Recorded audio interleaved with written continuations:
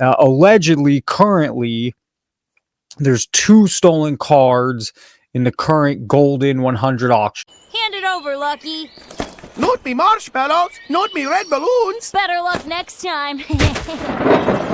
Today I have a different kind of story that you're going to be happy to hear, and I'm assuming most of you have not. And you might have, but I know I didn't, and I assume most people in the sports card world haven't. Maybe you have. And the story has some layers. There's some different parts to it, so be patient with me. But it does involve CGC, a grading company, eBay, Goldin, Fanatics, and some other auction houses. Allegedly, currently, there's 2 stolen cards in the current Goldin 100 auction. I think it's a quarterly auction. They have a fall, a winter. This auction was ending December 6th, so Saturday. But before I can really make that make sense, we have to go backwards. So in January of 2025, and this is the big story I didn't realize, and maybe you did, but there was up to $30 million in fake Pokemon cards sold and created by one of the original creators of the Pokemon game. This was 10 months ago, and it says, for anyone who doesn't know what's happening, last year a ton of prototype alpha Pokemon cards were found. Some of them got signed by Akabane. I don't know. I think that's not even spelled the same way. Maybe it is. One of the original creators of Pokemon. I bet you it is. And graded by CGC. So the original creator of Pokemon was creating some prototype and alpha Pokemon cards. And CGC was grading them. The cards got sold through auction house eBay, Goldin, Fanatics, and such for a lot of money. We're talking millions through insane detective work, some found data printed, and da-da-da. So, and then collect, also, January 30th, same thing. They say it impacted 1,500 cards, and they're recalling they want them back. They basically want to take them out of the holder. Not sure if they're offering a refund. Not sure they deactivate. And so this video is going to explain it better than I can. So let's watch it together. And then the story gets deeper and a little more weird and crazy. But this is a really good video. It's going to explain the story really well. Authenticated, graded prototype Pokemon cards were selling for millions just this past year, but hidden evidence in the DNA of the card shows that they're probably not even real. This is the first ever publicly available mention of Pokemon in a December 1995 issue of Famitsu magazine. In August 1996, after the games were first released, we got our first glimpse of Pokemon cards in Korokoro magazine. These cards were prototypes, and most of the final layouts and art weren't used. Fast forward to today, you can imagine that with the TCG market being valued as high as $13 billion, early Pokemon prototype cards are going to be extremely valuable to collectors. Prototypes started popping up and selling on the private market in 2022 after Takumi Akabane, one of the 6 main creators of Pokemon, revealed their existence on his Instagram. Another collector named Thomas spent over $500,000 on over 24 of the prototypes when CGC.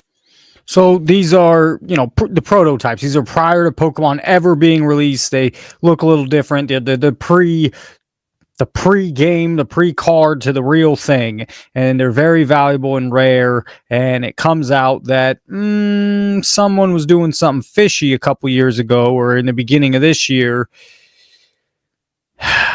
for lots of money. And someone respected and big, one of the creators of Pokemon, He announced that they had graded and authenticated hundreds more. He says he knows a collector who spent nearly $3 million on a set. But then a collector named Scott, who had also spent a 5-figure amount on prototypes, became concerned about the cards' clean and pristine condition. He and a bunch of other collectors on the website Elite Forum began to compare notes. Someone suggested Scott take a look at the metadata in the ink on the card. And this is where things get crazy. See, back in the 1980s, when color printers were hitting the market, the government became concerned that people would begin printing counterfeit money. So big printing companies started putting forensic metadata in the form of dot matrix into the ink of whatever was being printed, which could be used to trace the printed material back to the exact year and minute it was printed. When Scott brought one of the high-res scans into Photoshop to analyze the dot pattern, and these are photos from the auction houses, the deciphered print date was June 29th, 2024. Scott panicked. He pulled dozens of other images of these prototypes and continued to find that the dot pattern indicated that it was printed just last year, including this EV card that's actually signed by...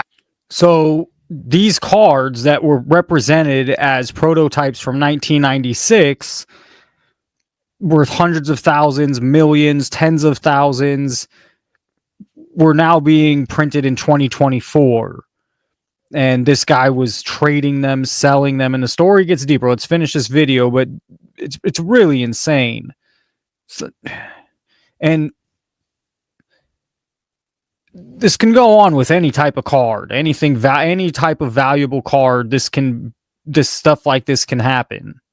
Akabane, which begs the question, why is his signature on a card that's fake? Scott published a report with his findings, and it shocked buyers everywhere. Even these uncut Pikachu trophy and Illustrator prototype cards that popped up on Instagram saying that they'd be hearing offers starting at $1 million were analyzed. Those Illustrator cards are the one that Logan Paul, and they're getting all the shine, and they're really millions of dollars worth. And he's got it around his necklace, and so wow, I'm not sure exactly if I followed that, but were there fakes of those and they're offering $1 million? And all of them have the Xerox code indicating that they were printed in 2024. One of them even has Akabane's signature on it. But the biggest question of this entire mystery is, how could CGC, whose entire objective is to verify and authenticate cards, and who has stated that they actually worked closely with Akabane, fail to catch something that was done with relative ease by someone on the internet? These authenticated...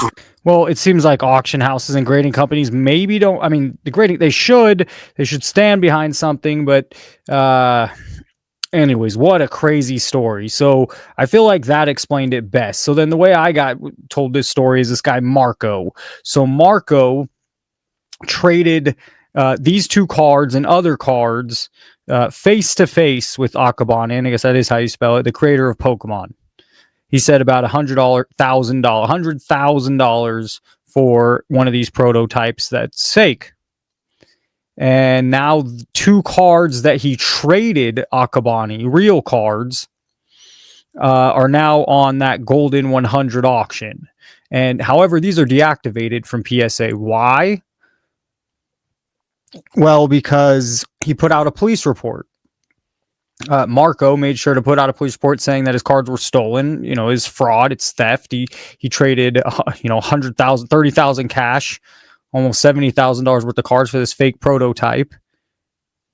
And so these cards are deactivated and they're on the Goldin 100. Only 100 cards in this auction. I'm not going to say creme de la creme, but the nice stuff. And so this is, Marco said this was the real one that he bought over 4 years ago. And then this was the fake one that he, traded and bought from Akabane. And so, my question was, or I just wanted to make sure these cards got deactivated. He said, yes, PSA deactivated all the cards. I want to see if Goldin really sells deactivated cards. It's a crime itself. I mean, even just to have them in your Goldin 100 is kind of odd. So this is the fall Goldin 100, which ends here in a day and 19 hours or on Saturday. And it's 100 items, but you'll see there's only 98. It's kind of missing 2, or maybe they just didn't get a full 100, but no, it is missing 2 because this was one of his cards, one of the ones you saw that's deactivated that he traded Akabane, and then this is a second one of his cards that was up on Goldin auctions. You can see here, I thought I have 4 days left as of these screenshots. 4 days left. Right now it's Friday night, Thursday night, so you got a couple days left. It was $15,000 at some point here recently. And what you'll see now, though, is as of me shooting this video now, here's where it even goes a step further, is lot 94, lot 95 from this. Well, you can't find them. They're the 2 missing ones. They're not in the auction anymore. And the way I was able to find and a friend was through Alt, because Alt still had them up, and you could go, and if you click that way and go kind of this is at least the way we did it, a background way, you can see up here the lot preview starts Friday. So okay, I figured they push it back till why they're pushing it back? Why are they just not getting rid of it? 2049. So it seems like they're off. They're no longer in, and it waited till 2 days till these things end. I'm not quite sure how long these run, but if it's quarterly, I assume this has been up for weeks, months. It's 2049. Hello, McFly. And so Rattle Pokemon emailed Ken Goldin. And you could go watch his video on this. I was in contact with Marco before he made this video, but as he made this video, he shared that he emailed Ken Goldin. Is there any reason why these auctions have not been pulled yet? Who is selling them through you? Is it Akabane, Kimura? These are different shops. Or, Akabane is the Pokemon seller himself, but I believe Kimura and Beam, are different shops. Are you aware that Marco is claiming, among other cards, they were traded to Akabane and Kimura in exchange for one of the scam playset cards? And the other thing I just wanted to hit on watching his video was, man, it's the Pokemon community is just a little more out there with this stuff. We don't see as much of it. It's there. I mean, Mojo just came out that he got scammed, or whether it's whatever it is, he was all hot about it.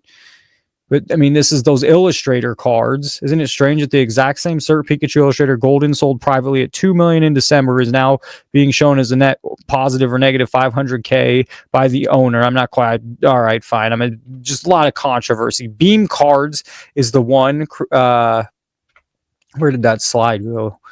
What sucks is a lot of the stuff that's traded to Akabane, just like our boy Marco did for prototypes, was then added in as an extra massive deal to Beam, this Beam collector who sells, a lot of Pokemon cards. And so these are the 15 cards that were on the list that they had, and they end up promising, and it's kind of hard to read, still lost forwards from Beam Collector, still lost forwards on how this could have happened. I personally have almost 3 million cost price exposure, and they basically say they're going to give everyone, if they can't figure it out, they're going to give everyone, reimburse everyone. If neither Fanatics Collect nor CGC cards take responsible action, I will personally reimburse the 15 affected buyers out of pocket.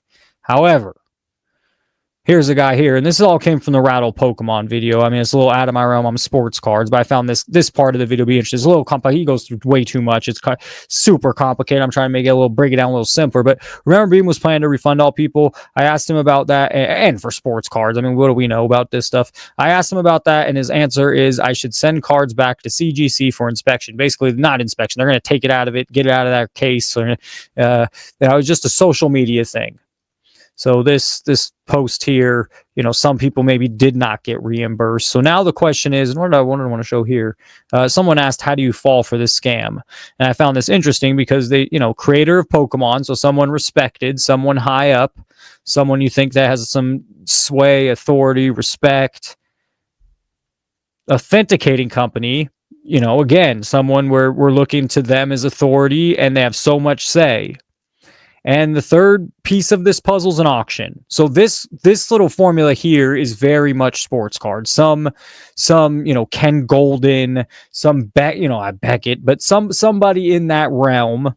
Then you pair that with a grading company, and you pair that with an auction house, and those are the three things that we should you need to be looking out for. I just feel that for me. So now the question is, what happens to Marco's 2 cards? Does Marco said that he has not been emailed, he hasn't been contacted about this yet, but he does say they were, they're taken off, and which I confirmed.